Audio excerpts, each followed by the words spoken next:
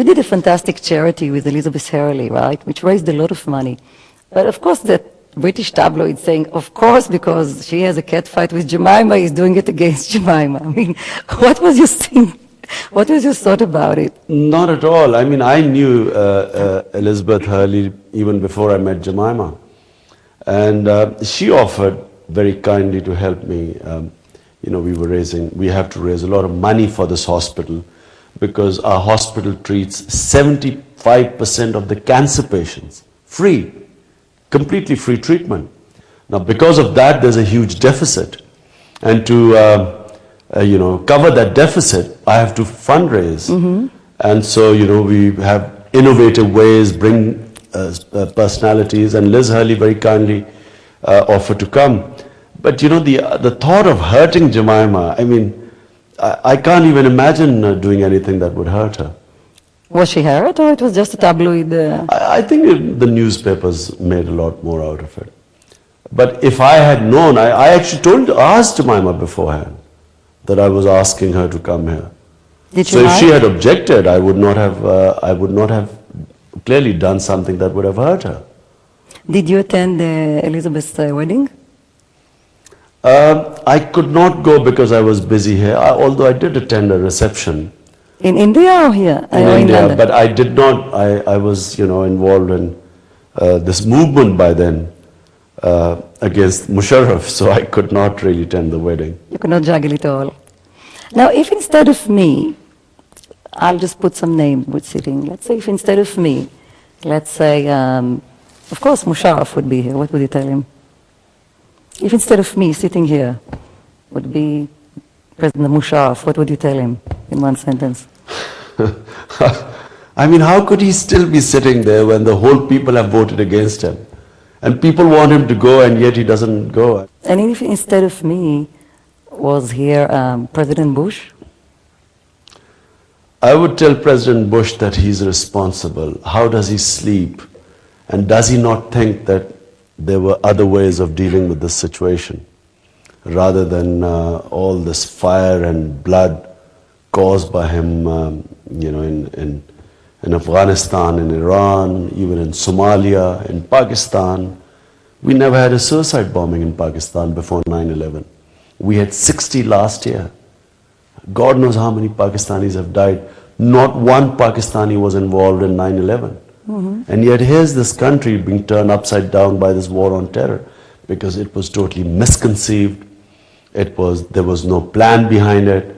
There was just a feeling that hubris, that just because you have the greatest military machine in the history of mankind, you could just do anything you want. And I just think, I don't know how he sleeps at night, thinking of all these people who have died and who are dying now. Probably peacefully, with his two dogs. Well, maybe, you know, he has a way of appeasing his conscience. But I would find it very difficult you know, to understand a mindset that could allow such killings.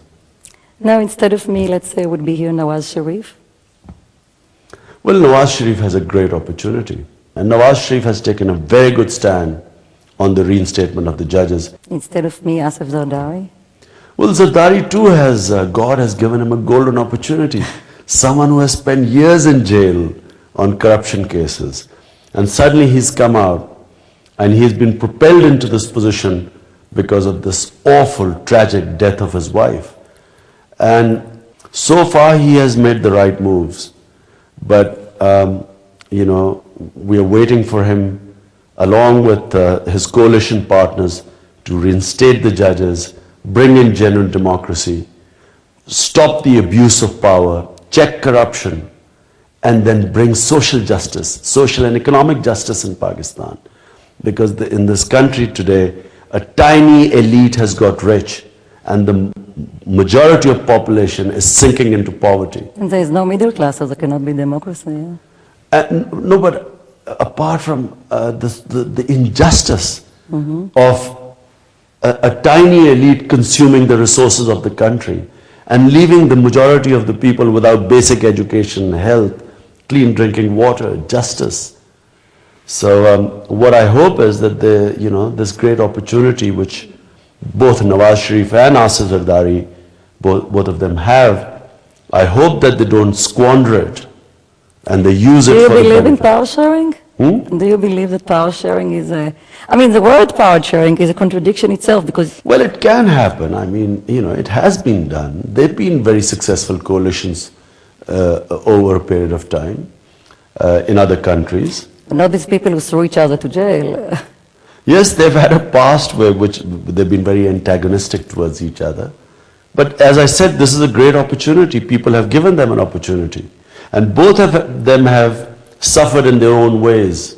Zardari in jail, Sharif in exile. Now they have an opportunity. Let's see what they do with it. And Bilawal? Who? Bilawal. Bilawal should finish his education. You know, he's inherited a political party which is a democratic political party being inherited is a contradiction in terms. Yeah, it is funny because you can inherit a house, right? You can inherit jewelry. How could you inherit people's wills? Well, Benazir inherited her father's party. And I'm afraid in the subcontinent it happens. Mind you, I mean, George Bush, you know, inherited, but not really in that sense because he went through the due process. Yeah. But in our But part, this was funny because, I mean, Benazir was very close to me, but this is something that I don't understand. And of course, her family is close, but I mean, when you look at it logically, how can you inherit something which belongs to other people free wills?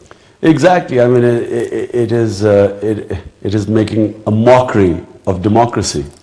However, I mean, if Bilawal gets educated, and then he works through the system, you know, starts from a lower level, like, by the way, Rahul Gandhi is doing in India. He started in the party, he started, you know, contesting election, he then became the youth, Congress Youth Secretary General, and so on. If you make your way up, there's nothing wrong with it. But actually, without any experience, if you just sit on top of a party, I mean, you know, that's why kingship failed. That's why monarchy failed. Because just because one man through his great leadership skill becomes a king, doesn't mean that his son would be as good a leader or would because he would not have gone through the same process, it doesn't mean that he would succeed like his father. American elections, naturally it affecting Pakistan because there's no secret about the alliance between President Bush and President Musharraf.